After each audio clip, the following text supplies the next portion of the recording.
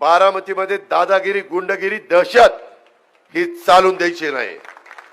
त्याच्यामध्ये कुणी काही केलं तर डायरेक्ट उचलायचा, एक तर टायर मध्ये टाकायचा किंवा मोका लावायचा किंवा तडी पार करायचा। कुणाचा लाड करायचा नाही, तो कुणाच्याही मोठ्या बापाचा असो किंवा लहान बापाचा असो किंवा मधल्या बापाचा असो का।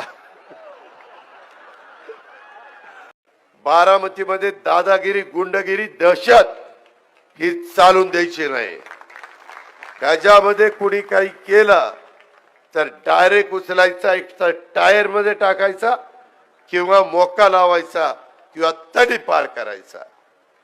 कुणाचा लाड करायचा नाही, तो कुणाच्याही मोठ्या बापाचा असो किंवा लहान बापाचा असो किंवा मधल्या बापाचा असो का।